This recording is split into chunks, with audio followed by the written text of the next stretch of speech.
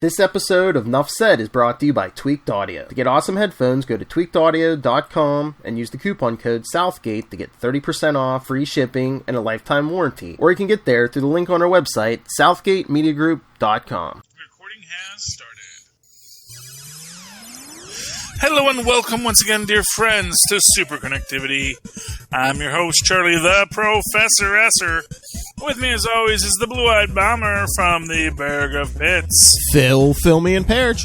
Welcome back, Philip. Always glad to have you.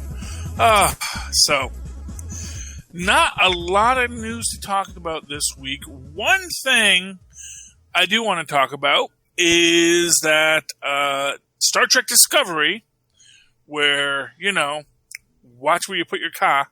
Oh. Because they're going to put it somewhere. Is coming to CBS broadcast. Season 1, yes.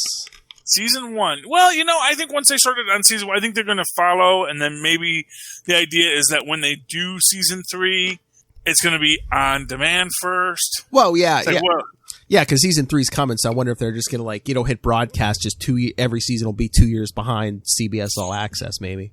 Or something like that, or it's going to be a situation where it's like, you know, we've gotten you, because probably what they'll do is they'll do season 1, season 2, because the reason, like, and there's lots of reasons, but obviously because of COVID shutdown, they're like running out of content. They're burning through their content. Because most of the networks I see, like the earliest shows that are coming back that I've seen are November. Exactly. So they're going to do that, and then, but it makes it a smart thing where you're going to hit your cliffhanger at the end of season 2. Mm-hmm. And then it's like, oh, by the way, season 3, it's going to be on streaming first. You want to sign up for that?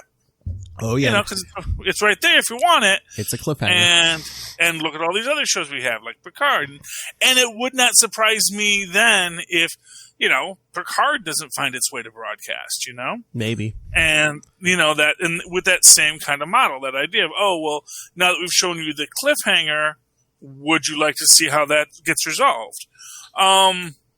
You know, as it stands, okay, Tristan's doing a little "I Heart You" dance to me. Well, that's what they did when Discovery first, you know, when season 1 first came out, is they put the first episode on CBS, you know, on the network, and then, you know, it was like, oh, if you want to see the rest of the season, you know, you got to get CBS All Access. Yeah, which, you know, didn't get me into it.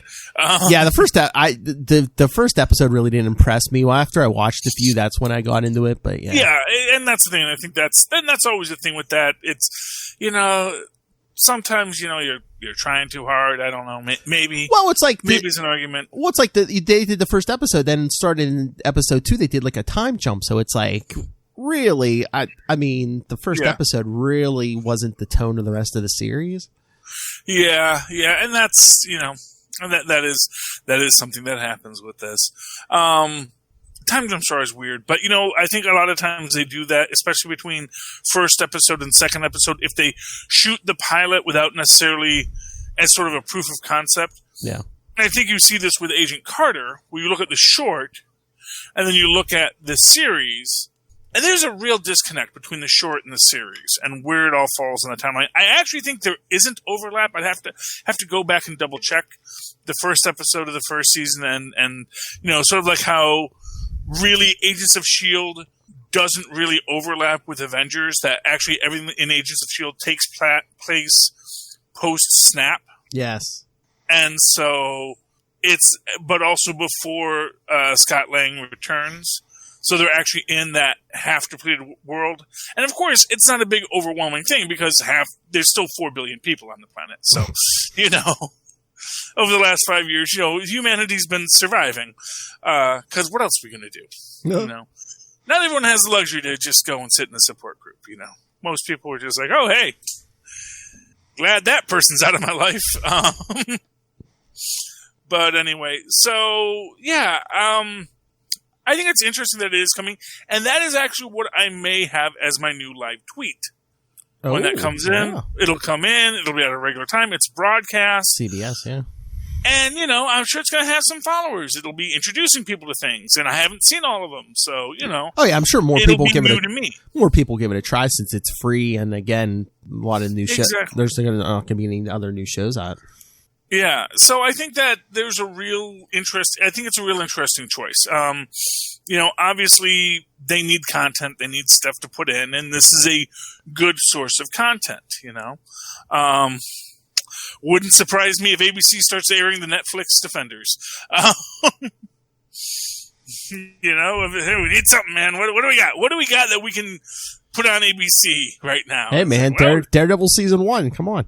Yeah, well, exactly. And hey, everyone loved Daredevil. That is like the biggest thing. But then again, it's one of these things that, like the Agents of S.H.I.E.L.D., when you say, oh, why weren't they there? It's like, well, the agents weren't there either, There's all sorts of things going on in this universe that are beyond just what the Avengers are really dealing with, Mm-hmm. There's a whole, there's a whole Hydra, there's a whole S.H.I.E.L.D., there's a whole thing out there that goes beyond just what every character deals with. And that's always one of those things. Everyone says, well, why don't they call this person? It's like, because that person has their own problems, But anyway, what are you going to do? And again, on all these shows, it's all, I always say stuff like that too, but it's like, if you call someone in every episode, it's like, you want the main, whoever's name is on the show, you want them to be the hero of the story. Well, exactly. I don't think, but my point is, I don't think you always have to have that moment where someone says, oh, Thor's off-world, and the Fantastic Four aren't available, and Tony Stark's drunk again, And and it's like, are you really going to call in, like, Thor or somebody for, like, the Kingpin? It's like, come on. Yeah, well, exactly. And, and to be fair, I do find that they do that, they do that every so often in the comics, mm-hmm. where they will say, of course, the reason we can't call in the Avengers is because they're doing their own thing. And then, of course, that was always a smart move for the comic books, because then they say, no one's at Avengers Mansion. Do you find out where they are? Pick up Avengers 14. Yep. And find out that they were all on David Letterman.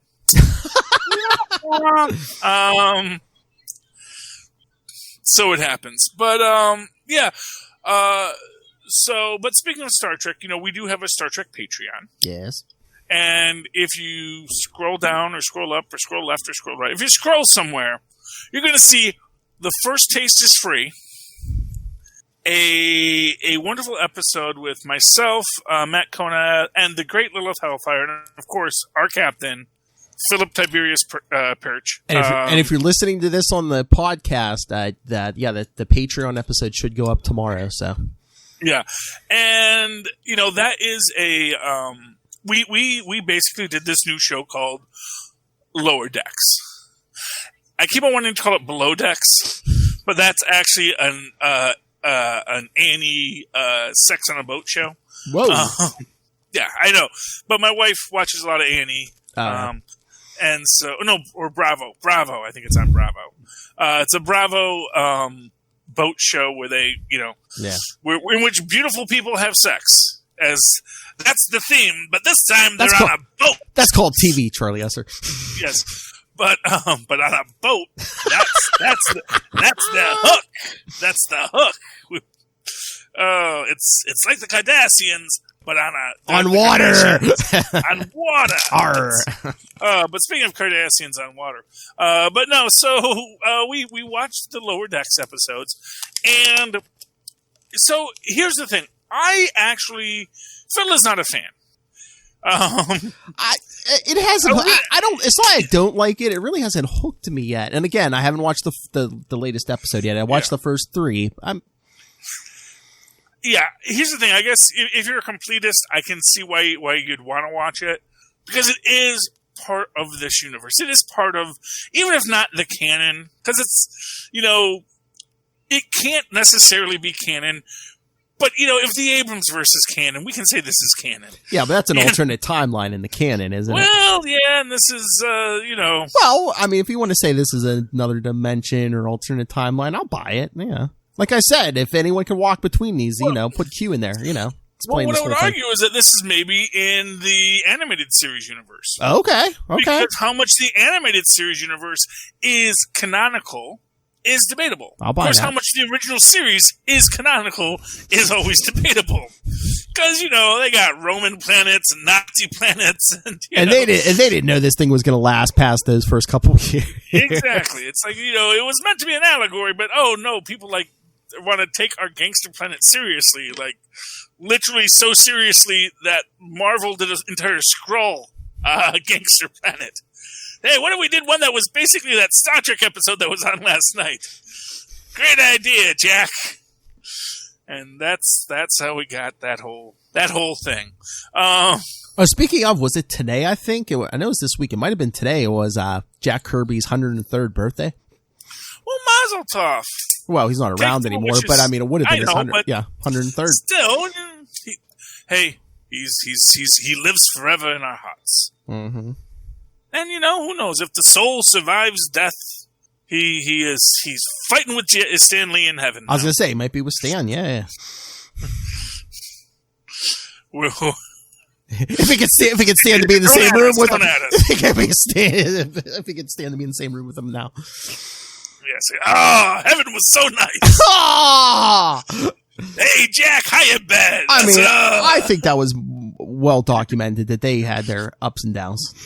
They had their ups and downs, but at the same time, I think that they were colleagues. I'm sure. Yeah.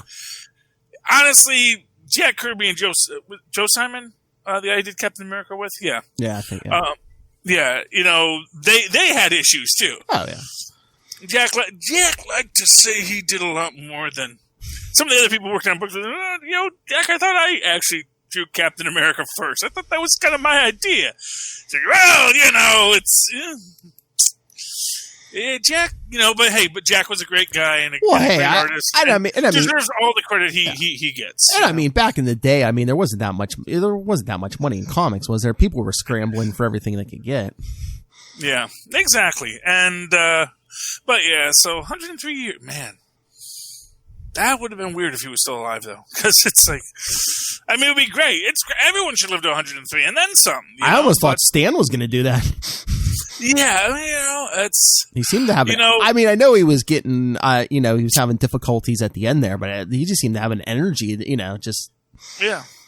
Well, he was still creating. He was still signing stuff. He was still shaking hands. He was doing videos. He was doing videos right till the end, man. Loved doing his cameos. Oh, and, yeah, man. It is what it is. But, when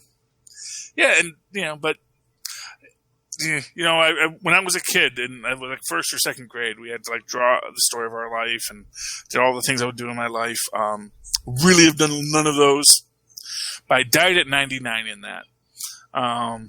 Which is, didn't make 100, which I always thought was interesting. I just said, I'm just going to get to 99, call it a day. I don't want to do triple digits. Oh, man, you got to get a whole other line for the cake. It's hard. Triple digits. Oh. Yeah, anyway. But, so what we're talking about, we were actually talking about Star Trek Lower Decks. Star Trek, yeah. Oh, Star Trek Below Decks and Lower Decks. Star Trek Lower Decks. No one's having sex yet, Charlie Esser. Come on. Well, that we know of. I said yet. Yes. But I still haven't seen episode 4. Episode 4, I actually think, I guess, episode 2, as I've said on the show, it was a rough one. I like episode 1. I really do like episode 1. It's wacky, it's zany, but then we also get a mystery introduced at the end, which is what I think a show like this has to do. Mm-hmm. Anytime you're going to take a dramatic thing and make it into a comedy, you're going to have to reward viewers for sitting through the comedy. It can't just be a gag. There's got to be a mystery underneath. I mean, I guess there's an audience for this stuff, but I don't know if I need wacky comedic Star Trek. Even if just because it's animated, does it have to be wacky? Well, they have a non-wacky one coming too. Oh yeah, the Nickelodeon one. Yeah, the Nickelodeon one, which is I forget what it is. Is it Starfleet? I don't know, but I think it's supposed to. I think it's also supposed to be again young. Well, yeah, it's a teenager steal that ship or whatever. Yeah. Yeah, it's it's not focusing on that command team. It's focusing on the red shirts, basically. Yeah, or the gold shirts as they are now. I think we compared it to Voyager or something, but it's like a bunch of kids or teenagers. Yeah. Oh yeah, that's right. No, it's teens steal a ship. Yeah. They steal like a derelict Federation ship. Yeah, like an old broken down ship. Yeah. Yeah, and then they go off on their own adventures, and wackiness ensues. So I think they're going to have that as well. but and again, something like that. Again, it's going to be a thing where there's going to be this through. Oh, something else I can live tweet. Although that is actually a thing with adult cartoons, because I love the Owl House, and they're not adult cartoons; they're kids cartoons that a man my age finds himself watching because they have really great stories. And I love the Owl House, and I love Amphibia, and I would live tweet those, but they're they're kids cartoons, and so they air on Sundays, and I'm usually asleep. But okay. I was going to say, if you wanted to, Charlie, you could say you're watching with the kids. Well, no, I mean I could watch it. I could watch the heck out of it. Usually someone else is watching TV then. It's harder for me to okay, even though Tristan would like to watch Amphibia, I don't think my wife would. I think it's on at a time where she's still awake. Yeah, okay. But it's also Amphibia and the Owl House back to back, so I could do a whole live tweet of that, and maybe I'll start and do that next season because they will have a second season. But yeah, it's just great stuff. But what makes it great is that there is an underlying mystery, and the underlying mystery, although not mystery, but the underlying hidden relationship in in Lower Decks. Is that, spoilers, Mariner is the captain's daughter. And she is in a constant state of rebellion against her two Starfleet parents who are on different ships. Because I get the feeling she was basically, a Starfleet brat, bounced around star system to star system. Her whole time, her parents were raising in the ranks of Starfleet. And probably, because again, if they didn't get divorced, but they decided to make their careers their priority, they probably had to keep on passing the kid between ships. Oh, yeah. So she'd which is always that weird idea. Okay, we're together. We both have to promote in our lines. Eventually, we're going to get separated. Because you're going to be on one ship, I'm going to be on the other, because we're both going to need to be first officers somewhere. And, and once you get to that higher level where it's, no, we just have one first officer on the ship. Well, was the father a captain? Because wasn't he wearing a blue uniform? I didn't know if he was a chief medical officer or something, because I swear wasn't her dad wearing blue? That might have been the case. It's been a while since I watched the first episode, and that's the first time we see her dad. So. Unless he's in one of the sciences or something. Yeah, but I don't think he was a captain, yeah. Although that was a weird thing with Mariner, is when she gets promoted in... Well, okay, so spoilers for episode 4. She gets promoted to lieutenant in episode 4. And she goes from a red uniform to a gold uniform. Ooh. And it's never explained why. Well, Geordi LaForge did it. Oh, he did? Oh, well, yeah, but that was when he actually transferred from Helms to engineering. Yeah, I was going to... yeah. Season. I mean, it was done. Season 1, he wore red. The rest of the series, he wore gold. So, yes, but then again, there was a transfer. In that. Well, actually, he was at the helm in the gold too. Yeah. So no. No. So once he moves to the engineering, because he was originally the helmsman, right? If I remember correctly? Yeah. Him and Data sat there. Yeah. I think it was. I think it's the first episode of season 2. Yeah, he's in engineering. Yeah. See, but they always wore gold. So. But they had red shirts on the old Star Trek deck, too. So, But it's just interesting that she changes colors in that way from ensign to lieutenant. So, I found that. So now I got to go back and see if he was originally Ensign LaForge. Was he always lieutenant? I think he. Yeah, I don't think he was an. Yeah, I don't think he was an ensign. I'm pretty sure he's a lieutenant. He had some kind of rank. I'm pretty sure it was lieutenant. But yeah, no, because when half of when most of the seniors, and there was one episode where most of them beamed down to a planet, and Picard left LaForge in charge of the Enterprise in one of those season 1 episodes. Yeah. Yeah, well, as chief engineer, he would be. Well, I don't think he was chief engineer yet, but he was just a lieutenant or something. Yeah. Oh, okay. So it's when they left Sulu in charge. Mm-hmm. Did they ever leave Sulu in charge? I don't know if they ever left Sulu in charge. I don't know. I don't know. It was either first it went to Spock, and Spock wasn't it. Scotty was the third. Wasn't Scotty third in command? Yeah. Yeah, Scotty was third, but sometimes all three of them were down on the planet. Yeah, that's what I'm saying. So after Scotty, maybe it was Sulu. Yeah, possibly. It was never Bones. Bones never got to sit in the chair. They don't put medical in the chair. And plus, Bones was usually down on the planet with Kirk, usually. Yeah, you do want to take the one doctor your ship has with you. You want to take your best doctor with you, yeah. Honestly, we don't know if there was another doctor. Nurse Chapel was a nurse. There was no emergency medical. In fact, it seems like most starships only have the one doctors. Yeah, I don't know. I mean, like on Next Generation, we only saw Dr. Crusher, but I know she mentioned at least one or two other doctors from time to time. Yeah, okay. But I don't think we ever really saw that. I don't ever remember meeting any other doctors. But in Below Decks, they have a really cool one because they have a Catian who, I love her. She reminds me of Paula Poundstone. I don't know why, except that Paula Poundstone has a lot of cats. And she has that same frustrated sound of like, ugh, I hate dealing with you people. And I love the cat doctor. She's just great. And she needs more of her in this. And of course, Devani, the Orion ensign, eager to please. Not going to say it's a stereotype. No. Not going to say it's being a stereotype there. But, yeah, it's a good show. And it does fit into this idea of taking something that was a drama and moving it into that comedic field, which we're also getting with a new X-Files series. Yes, I just saw that today. It's called Albuquerque. Albuquerque. You know what? I like that it's called Albuquerque because here's the thing. It's the thing for me.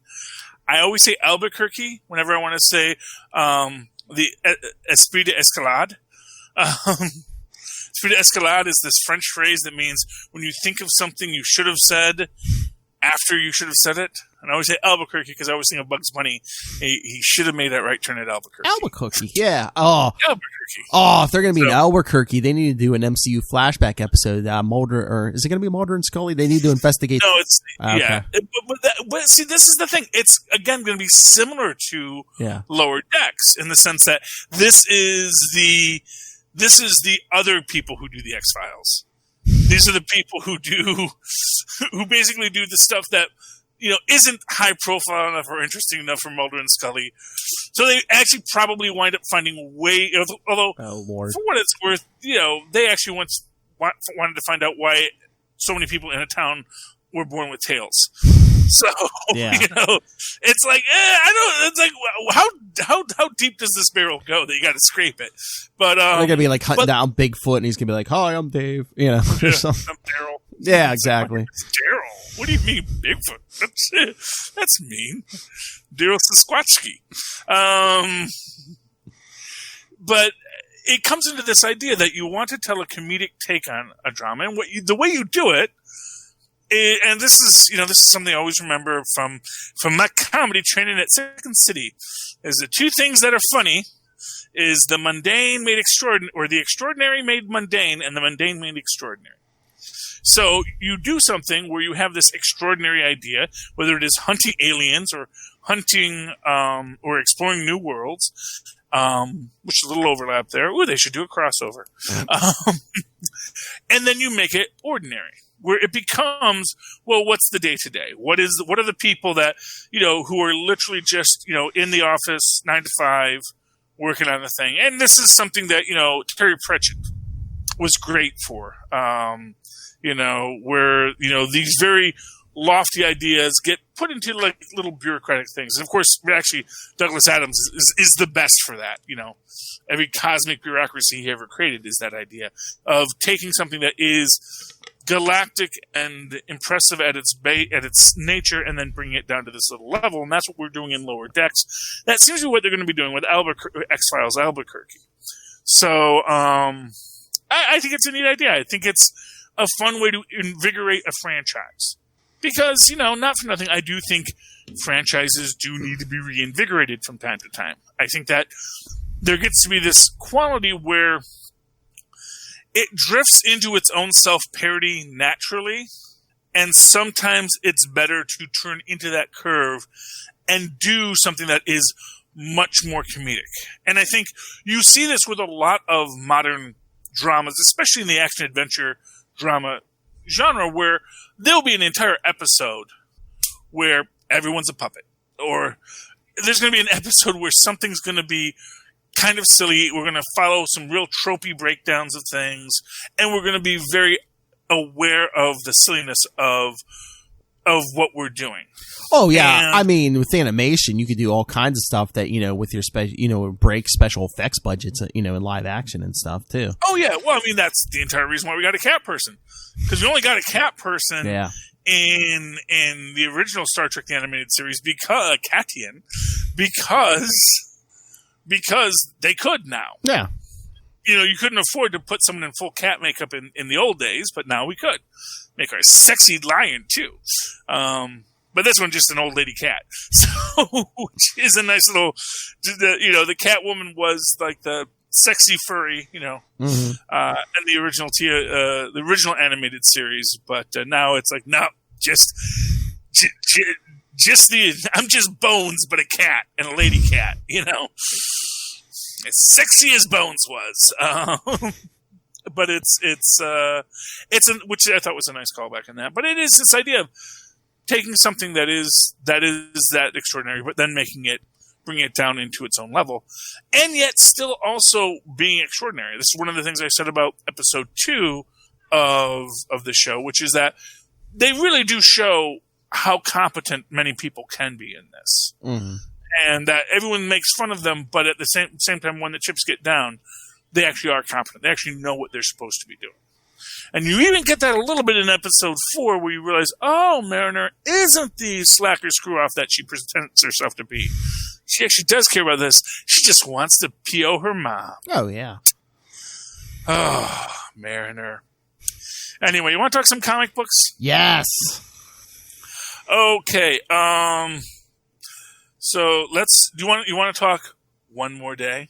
Oh, Daredevil, One More Day, yes. Do you want to talk that? I loved that book, by the way. I knew that would intrigue you. Yeah, it wasn't what we thought it was going to be.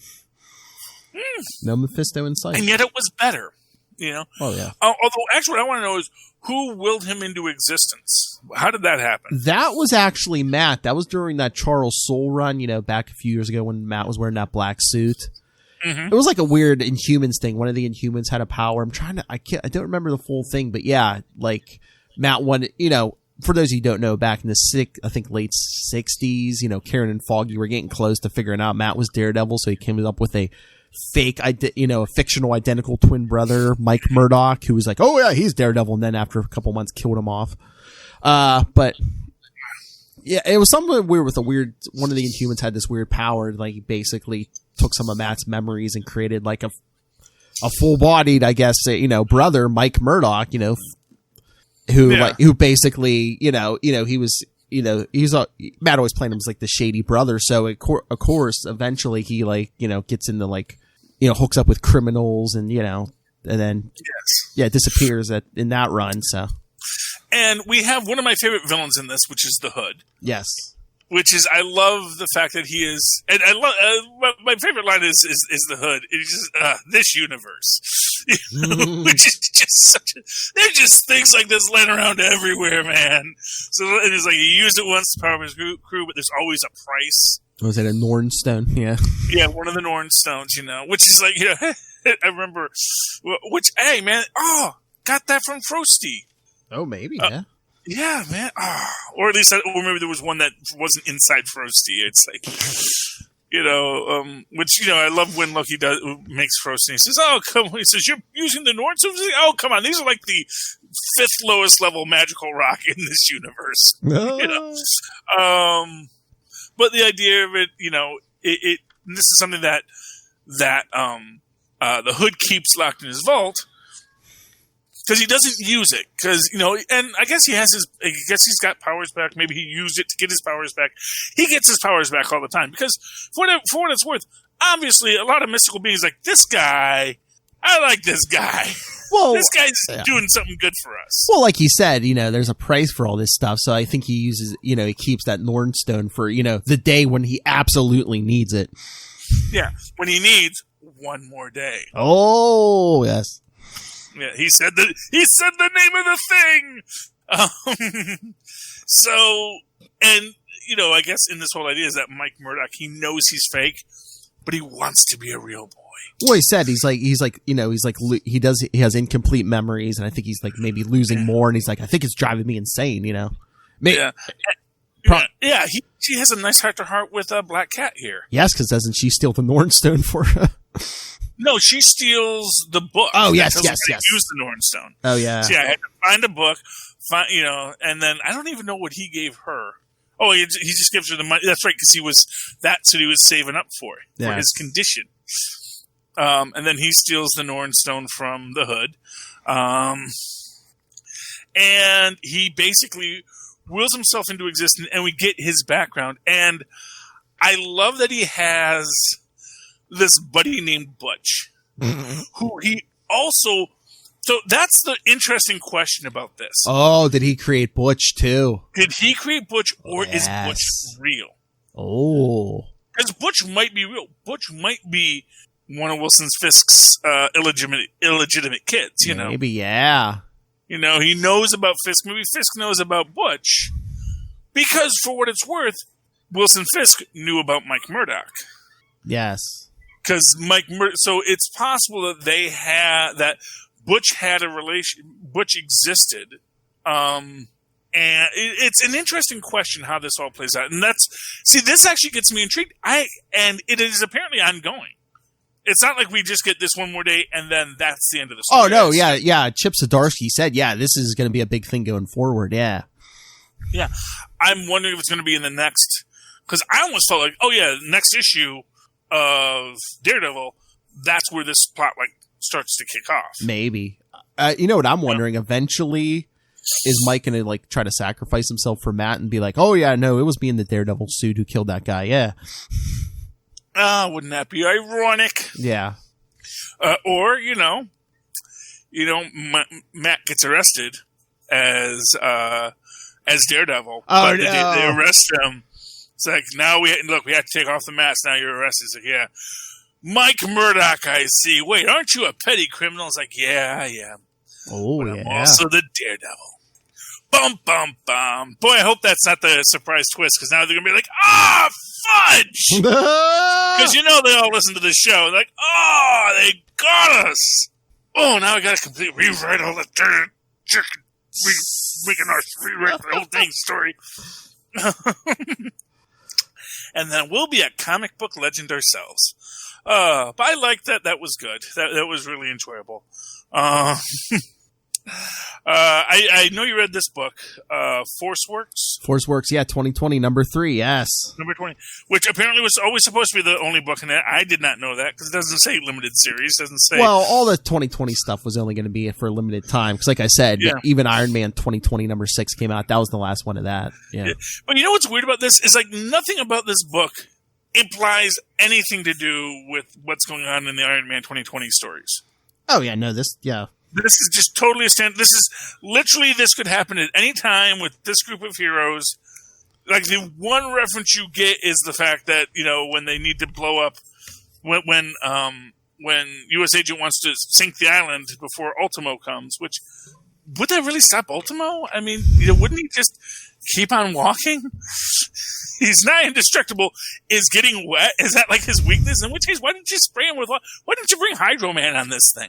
I don't think water hurts him, because I know at one point, I think he was down in the earth. I mean, I don't know. Well, yeah, and really, that's even how they get him at the end, which also is one of those things where it's well, is that actually going to stop him? I mean, now that MODOK's in charge of him? I don't know. So there's a couple holes in this, but this is and I enjoyed the story. It's a fun story with, Deathlocks and all that kind of stuff, Deathlock technology. But it also definitely comes across as there's nothing, the only thing that ties it back to the, the current Iron Man 2020 line is the statement don't we have enough problems with robots back home? Yeah. But the whole Ultimo thing, they were just 3 issues that set up that Ultimodoc joke. Yes, literally. Which I think was too much work. And even Quick says that's not as clever as you think it sounds. I know. He went from a big head and a little body to a big body and a little head. Womp womp. Mm. But I do like what they did with U.S. Agent at the end. Oh, yeah. Where he agrees that no one should have Deathlock technology. Well, it looks like he gives Maria Hill the information. They're all like, so, screw you. But then he's like, oh, yeah, he gave her a blank flash drive, because by the time Maria Hill figures out it's fake, all her guys will have destroyed everything. Yeah. Yeah, exactly. And I guess I can see why they want Deathlock technology, because technically isn't Deathlock technology from the future? Yeah. So it's like it's future cybernetic tech. When you're you're basically making like cyborg zombies, so it's like you're basically building an unkillable army too. Yeah. Yeah, I wonder if it always seemed to me with it that it really any dead person you can slap the stuff on and it brings them back to life.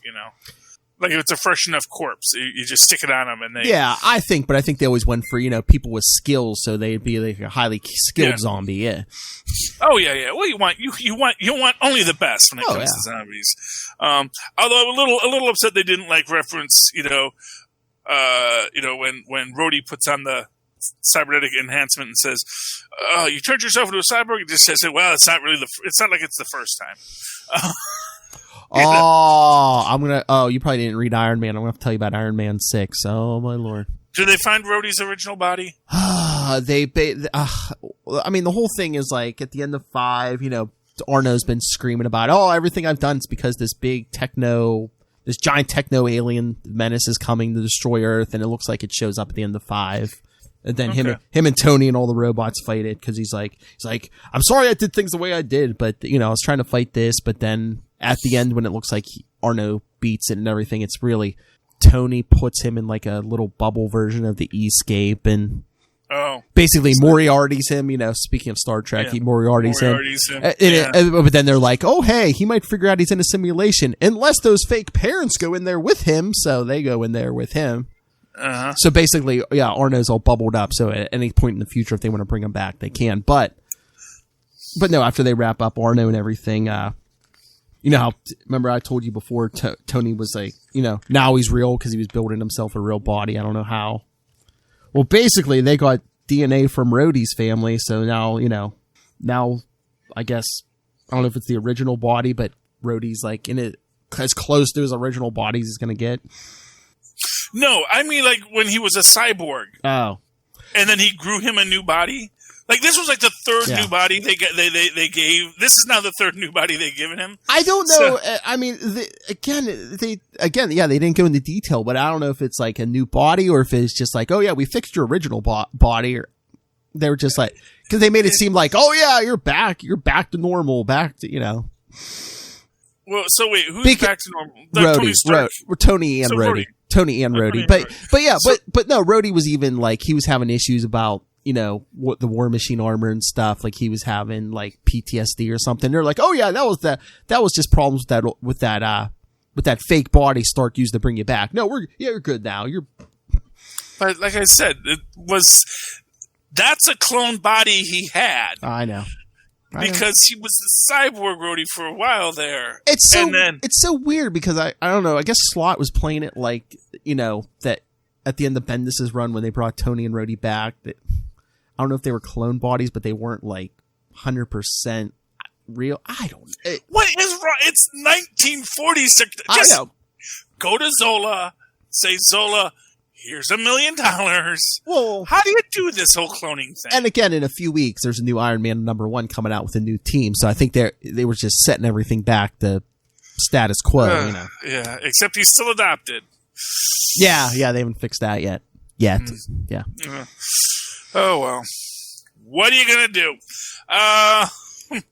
So yeah, they kind of fixed everything without explaining how. Yeah, except like I said, it's kind of like they broke it just to fix it, I mean, it stands. It wasn't a good way to break it. That's the thing. It's like in what? It's like every so often someone says, "Oh, do clones have souls?" It's like obviously clones have souls. Humans have souls. You're a clone body. Obviously, you have a soul. It's like it's just ridiculous. Sometimes the lack of concern, I'll say, they have for these kinds of things. But speaking of clones, so I got 2 clone books here. Okay. Empyre X-Men and Hellions. Oh. Give me Hellions. Hellions. So I think I might have missed Hellions too, because there was a gap here. But we're opening up with why basically. Why is that 3? This is 3, yeah. Okay. And although I'm not sure of that too, because I thought I picked up Hellions too. But anyway, but apparently, because I remember Goblin Queen was introduced in issue 1, so yeah. I'm a little confused, but anyway, so here she is, and she's got like mind control powers, and she's manipulating Alex Summers here. And did Alex Summers have a crush on Madeline Pryor at some point? They were in the 80s, like when Chris Claremont was writing a book, like once Jean Grey got resurrected and Scott immediately left Madeline for Jean Grey. Havoc kind of slid. Havoc kind of, I know, and then Havoc kind of slid in there, slid into her DMs, and hey, he's like, hey! He argued that she was programmed to seek out Summer's DNA. Oh, that's right. But, it's weird. But basically, the entire planet, so she's controlling everyone's mind, and here we got Wild Child, who I really love Wild Child, although they're making him a little too saber-toothy. I liked when he had the braids. Although, actually, if I recall, I think in the original Marvel Universe thing that said that Wild Child's gender wasn't known because he had the long hair. Oh, and I thought they were playing him as a male, like especially when he was like in Alpha Flight and stuff. But no, I don't know. Like it might have just been when it came out that someone said this. Man, that like is it just because he was very lithe when they drew him. So, but he's definitely male now. But they've also bulked him up a bit, make him a little more saber-toothy, which I thought it's okay.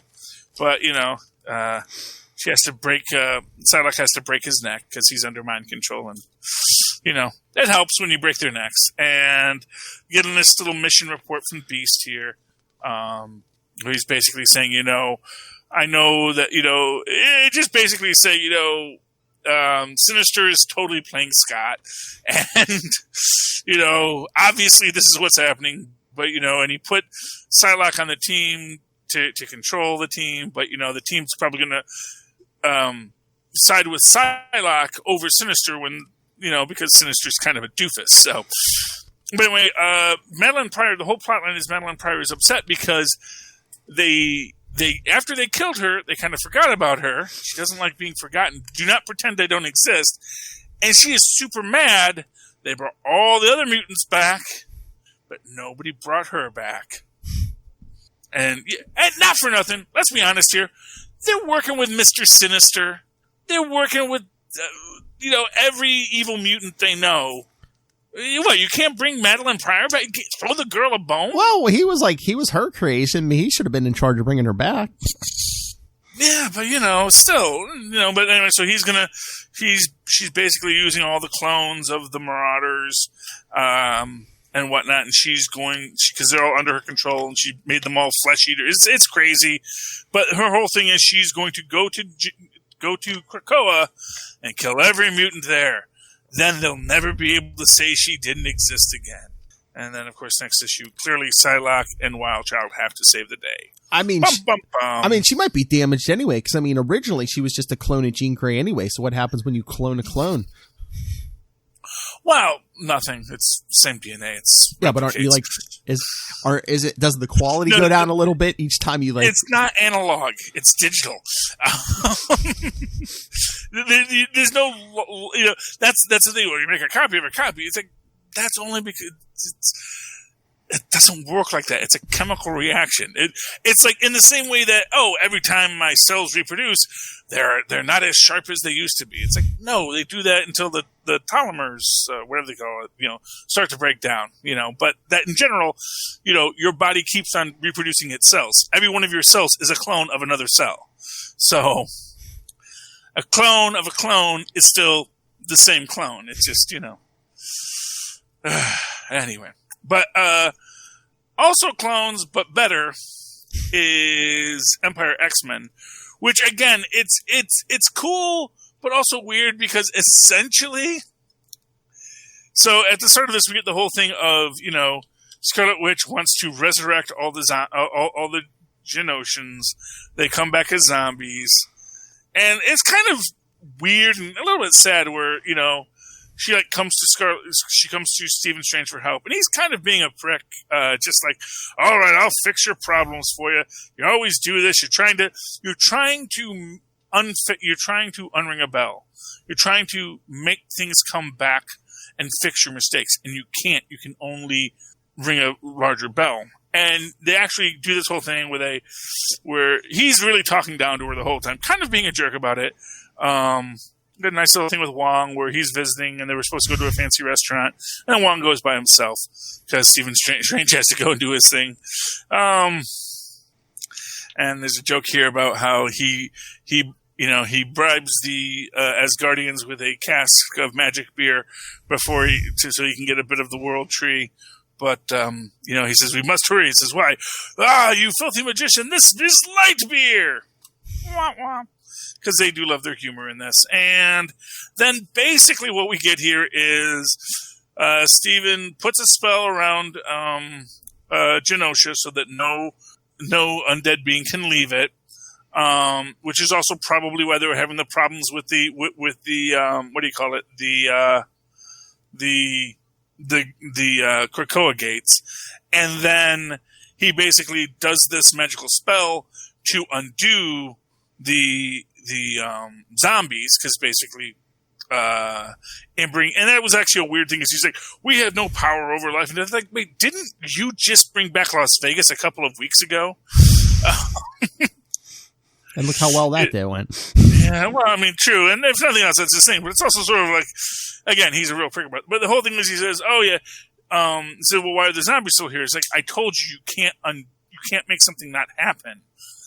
All you can do is make another thing happen. It says, so I made it so that the zombies will fade away as the stick fades away. And it says, and that'll be about 30 days. And then we find out that, 29 days later, it's basically, so essentially it's set up in this, that the entire zombie situation is going to resolve itself by the end of this day. And arguably the zombie plants one too. So there's a whole thing. And for what it's worth, there's a lot of stuff here. We get this interesting bit with Beast here where he's talking to himself. And one of himself, he calls himself Dr. McCoy. The other one calls himself Henry. So, interesting thing, a little split personality storyline there. They bring in this kid who is apparently the kid who can blow himself up from the previous episodes, who was a mutant. Because when they brought back all of the mutants, I guess they brought back everyone who died in Genosha, or just maybe all their friends. I don't know. I don't even know who this I'm a blow up myself kid is. Maybe he was from some X-book, probably when they went to Genosha and he got blowed up. But he meets his zombie self and they have a nice heart-to-heart and all this kind of stuff. So that's kind of cute. They kiss the girl that can make herself smell like spiders because that's her mutant power. Oh, I guess the argument is that if you could make yourself smell like a spider, maybe you can control spiders through pheromones. Anyway, they blow up the big, but this is actually what the whole book is for. This whole scene is the zombie and the clone talking about how they've both been brought back from the dead, and it's like, but what am I and what are you? Da, da, da. But they don't get bogged down into which one of us is the real me. It's just sort of like, oh, okay. They sort of joke with each other and have fun. And then the zombie him flies into the plant zombie, blows it up, and then there's this whole thing where Ileana, of course, she's the goblin, or the demon, whatever she calls herself when she's in the demon form, and it's like, and everyone will bow before me, and then of course the magic fades, and she's like, oh wow, that's embarrassing. Mm-hmm. And they get the wrap up. Hank Pym stole the horticulturist technology that allowed them to hack the Krakoa gates, so you could figure out how they did that. And then, everyone sort of lives happily after ever, except for Scarlet Witch, who's very sad because she killed 16 million people, or she killed a bunch of. She did something and it did not go well for her, so she got a lot of regrets. That Scarlet Witch lady.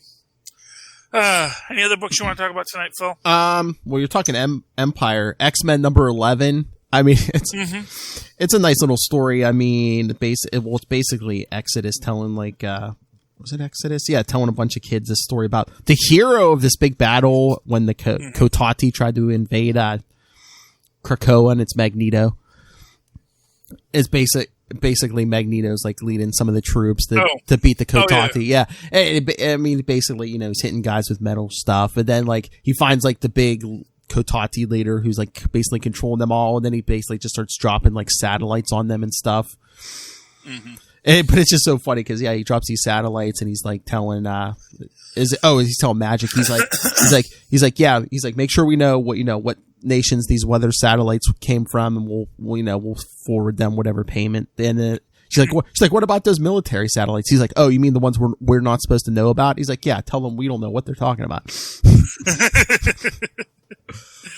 That's cool. Yeah, there were some good things in here. Oh, and honorable mention. I don't know if I mentioned this, but the last issue of Empyre Captain America. Oh yeah, how did that go? It was a pretty decent story because it's like Cap's like he's like leading this army battalion along with some Skrulls and some Kree, and he has to keep them all focused, especially after like some of the higher up military guys are just like. Because they get a report that the Kotati are invaded like Mexico City, and the military's like telling Cap, they're like, yeah, these generals and stuff are like, that's not our problem. Don't go down to Mexico City. And he's like, Cap's like, no. He's like, we got to help him, and so he rallies some of the troops. He's like, and if you want to come with me, come on, we got to help those people. And they're like, we're with you, Cap. Yeah, well, of course, Captain freaking America. They're almost like a modern day version of like the Howling Commandos. I mean, it's a pretty entertaining read. Yeah, because clearly Mexico doesn't have its own superheroes. Well, it doesn't seem like any of them showed up. That's always that's a weird little thing sometimes. It's like, hey, they he should go down there and like me, El Dorado, or whoever that guy from the Super Friends was, and Puma Man is here. Don't worry. But I mean, too, I mean, there's like a giant Kotati creature like rampaging through the city too. So I mean, it's like they probably take all the help they can get. Yeah, fair enough. I mean, I'm sure they're not going to be upset with it. It's just Yeah.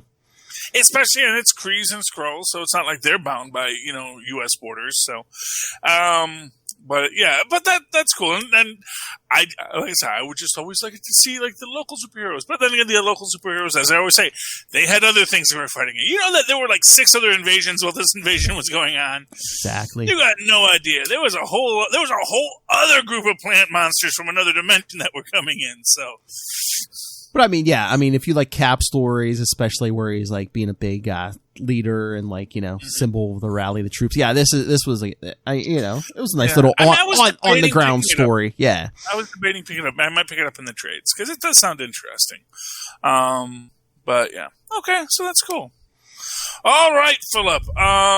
So I think that's another episode. I think we got to a lot. We got through it nicely, under an hour. And let me just take a few moments here. Now, you've all been listening to this. Hopefully, you've been listening to this on tweaked audio headsets. And if not, why not? High-quality headsets, inexpensive for you. I don't know how much they cost, but probably a lot cheaper when you use the Southgate code, which is Southgate, as a coupon code when you at checkout over at tweakedaudio.com. And also we can use that code is at huntenkiller.com, where Michelle Gray needs your help to sort of figure out this cold case she's working on. So go to huntenkiller.com, go to Tweaked Audio, use that coupon code Southgate at checkout. You'll get a little discount to what you're doing. And if none of that interests you, just go down to the notes, click on the Amazon link. There's something to interest you there. It's going to cost you nothing if you go through our link, but it's going to help us out a lot. So try that, and while you're there, check out Pod Life the Book, which is a delightful book written by the Southgate Media Group gang of people about why they podcast and what it means to them. So that sounds fun, if you ask me. So read the book. Alrighty, Phil. If anyone does that and they'd like to talk to you about that or something else, how can they find you? The easiest way is to always contact me. Email me or us, capesandlunatics@gmail.com. Call the voicemail 614-382-2737. That's 614-38-CAPES. And links to everything we do is at social media. Everything is Linktree, linktr.ee/capes and lunatics. Very good. And if you'd like to write to me in that old-fashioned email way the way our Maz and Paz once did, do so at superconnectivityblog@gmail.com. That's superconnectivityblog, all one word, @gmail.com. Follow me on the live tweet. Follow me on Twitter as I live tweet things. Coming soon! At Charlie Esser. That's CHARLIESSER. Look for the 2 E's in the middle. For quality. Bing! Thank you, Maz. All right, ladies and gentlemen, thank you once again for joining us here on Superconnectivity. Why don't you come on back next week and super connect with us again. Good night. Good night. What a showman. Gotta do the funky chicken, man. Song and dance, man. I dance like rerun.